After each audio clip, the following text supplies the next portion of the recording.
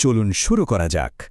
আজকের এই ব্যাখ্যামূলক আয়োজনে আমরা আলোচনা করতে যাচ্ছি একটি কার্যকর কভার লেটার লেখার বিস্তারিত ধাপসমূহ নিয়ে, যা মূলত গবেষণা, সঠিক গঠন, ফরম্যাটিং টিপস, স্টোরি টেলিং কৌশল এবং বর্জনীয় ভুলগুলোর ওপর ভিত্তি করে তৈরি। চাকরি খোঁজার ক্ষেত্রে কভার লেটার লেখাটা অনেকের কাছেই খুব বিরক্তিকর বা ভীতিকর একটা কাজ মনে হয়, তাই না? অনেকেই ভাবেন, আরে একটা ভালো সিভি তো যথেষ্ট, কভার লেটারের আবার কী দরকার? কিন্তু আজ আমরা এই ধারণাটা একেবারে বদলে দেব। আমরা এটাকে একটা গতানুগতিক কাজ হিসেবে না দেখে একটা দারুণ কৌশলগত আর আকর্ষণীয় গল্প বলার মাধ্যম হিসেবে দেখব। সত্যি বলতে এটি এমন একটা শক্তিশালী হাতিয়ার যা যে কোনো নিয়োগকর্তার মনে একটা অবিস্মরণীয় ফার্স্ট ইমপ্রেশন বা প্রথম ছাপ তৈরি করে দিতে পারে। যেমনটা বলা হয়ে থাকে, কভার লেটার হচ্ছে আবেদনকারী এবং প্রতিষ্ঠানের মাঝে প্রথম সংযোগ। একটু ভেবে দেখুন, এটা কিন্তু শুধুই কোনো বাড়তি পাতা নয়। এটা হলো সেই অতি গুরুত্বপূর্ণ প্রাথমিক যোগসূত্র যা একজন রিক্রুটিং ম্যানেজারকে সিভির ভেতরে আসলে কি আছে তা পড়তে আগ্রহী করে তোলে। এই প্রথম সংযোগটায় যদি ম্যারম্যারে বা অস্পষ্ট হয়, তবে বিশ্বাস করুন, দারুণ সব যোগ্যতা থাকা সত্ত্বেও একটি সিভি হয়তো না পড়েই বাতিল হয়ে যেতে পারে। তো আমাদের আজকের রূপরেখায় থাকছে মূলত 5টি বিষয়। প্রথম, সংযোগ হিসেবে কভার লেটার, এর মূল কাঠামো, সমস্যা সমাধান ও গল্প বলা, সঠিক ফরম্যাটিং এবং সবশেষে যেসব ভুল আমাদের অবশ্যই এড়াতে হবে। চলুন একেবারে ভিত্তি থেকে শুরু করে চূড়ান্ত পর্যায় পর্যন্ত ধাপে ধাপে এগিয়ে যাই। আমাদের প্রথম ভাগ, প্রথম সংযোগ হিসেবে কভার লেটার। চলুন দেখে নিই একটা সাধারণ আবেদন আর একটা সফল আবেদনের মধ্যে পার্থক্যটা ঠিক কোথায় তৈরি হয়। প্রতিটি কার্যকর কভার লেটারকে অবশ্যই 3টি একদম ক্রিটিক্যাল বা গুরুত্বপূর্ণ প্রশ্নের স্পষ্ট উত্তর দিতে হবে। প্রথমত, প্রার্থীর পূর্ব অভিজ্ঞতা কিভাবে এই বর্তমান চাকরির শর্তের সাথে মিলে যায়। দ্বিতীয়ত, দক্ষতাগুলো কিভাবে চাকরির সুনির্দিষ্ট চাহিদার সাথে সামঞ্জস্যপূর্ণ। আর তৃতীয়ত, যেটা অনেকেই একদম এড়িয়ে যান, আবেদনকারী কেন বিশেষভাবে এই নির্দিষ্ট প্রতিষ্ঠানটিতেই কাজ করতে আগ্রহী। এই 3টি প্রশ্নের সলিড উত্তরই প্রমাণ করে যে সংশ্লিষ্ট পদের জন্য একজন প্রার্থী কতটা পারফেক্ট ফিট। এবার আসা যাক দ্বিতীয় ভাগে, কার্যকর লেটারের মূল কাঠামো। একটা বাড়ি যেমন এলোমেলোভাবে বানানো যায় না, কভার লেটারও ঠিক তেমনি। একটি কভার লেটারের কাঠামোগত প্রবাহ মূলত 4টি পর্বে বিভক্ত। এটি শুরু হয় যোগাযোগের তথ্য বা কন্ট্যাক্ট ইনফরমেশন দিয়ে।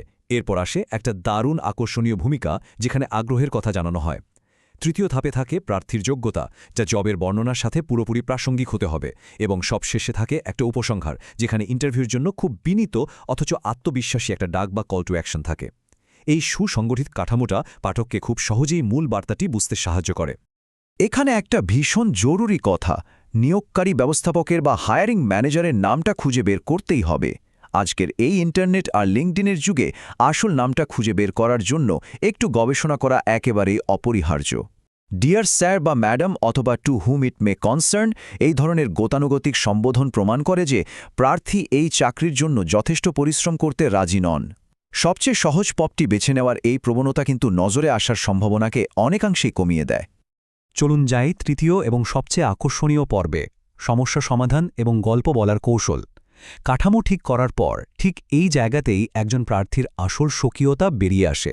একটা খুব সাধারণ আর খারাপ অভ্যাস হল সিভির মতো হুবহুব দক্ষতার তালিকা তৈরি করা। কভার লেটার কোনোভাবে সিভির পুনরাবৃত্তি হওয়া উচিত নয়। এর বদলে এটি এমন একটা বাস্তব গল্প হওয়া উচিত যা নির্দিষ্ট সমস্যা সমাধানের ক্ষমতাকে প্রমাণ করে। নিজেকে শুধু সমস্যা সমাধানকারী দাবি করার চেয়ে বাস্তবে কিভাবে একটা নির্দিষ্ট সমস্যার সমাধান করা হয়েছিল সেই গল্পটা বলাই হলো আসল কৌশল। এখন প্রশ্ন হল, এই গল্পটিকে কিভাবে আরও ইউনিক বা অনন্য করে তোলা যায়? খুব সোজা। প্রথমত, ওই নির্দিষ্ট ইন্ডাস্ট্রির পরিচিত ভাষারীতি বা টার্মগুলো ব্যবহার করতে হবে। ব্যাংকের ভাষা আর আইটি কোম্পানির ভাষা তো এক হবে না, তাই না? দ্বিতীয়ত, চাকরির বিবরণী থেকে গুরুত্বপূর্ণ কিওয়ার্ড যুক্ত করতে হবে। তৃতীয়ত, অতীতের অর্জনগুলোকে সংখ্যায় প্রকাশ করতে হবে, কারণ সংখ্যা যে কোনো সফলতাকে আরও মূর্ত আর বিশ্বাসযোগ্য করে তোলে। আর সবশেষে, কেন এই নির্দিষ্ট কোম্পানিটিকেই বেছে নেওয়া হয়েছে তা বোঝাতে হবে। এই বিষয়গুলোর সমন্বয় একটা আবেদনকে অবিশ্বাস্য রকম আলাদা করে তোলে। আমাদের চতুর্থ পর্ব হল সঠিক ফরম্যাটিং ও লেআউট। ভেতরের গল্প যতই ভালো হোক না কেন, দেখতে পেশাদার না হলে কিন্তু মুশকিল। কিছু ফরম্যাটিং নিয়ম একদম পাথরে খোদাই করা, এগুলো কোনোভাবেই উপেক্ষা করা যাবে না।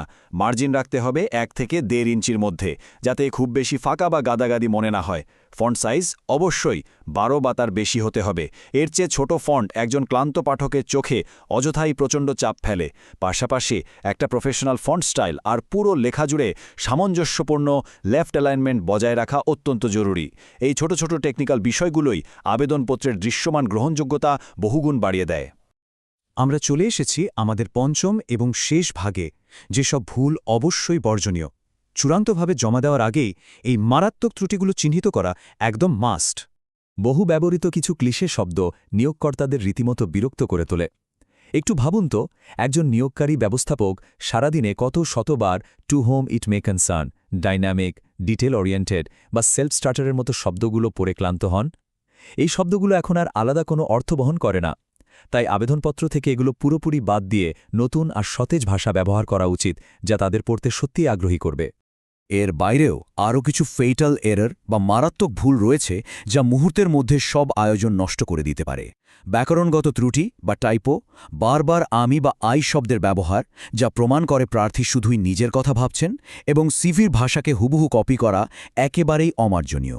অন্য কোথাও চাকরির আবেদন করার কথা উল্লেখ করা বা সম্পূর্ণ অপ্রাসঙ্গিক তথ্য যুক্ত করা প্রার্থীর বিশ্বাসযোগ্যতাকে পুরোপুরি ধ্বংস করে দেয়। তাই সেন্ড করার আগে বন্ধু বা পরিবারের সদস্যদের দিয়ে বারবার প্রুফরিড করানোটা কতটা জরুরি তার বলার অপেক্ষা রাখে না।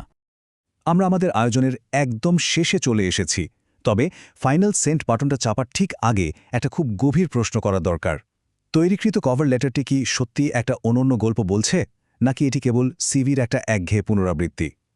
খুব নির্দয়ভাবে এই লেখাকে মূল্যায়ন করতে হবে, কারণ দিন শেষে একটা সঠিক আর মনে রাখার মতো গল্পই পারে সফলতার দরজা খুলে দিতে।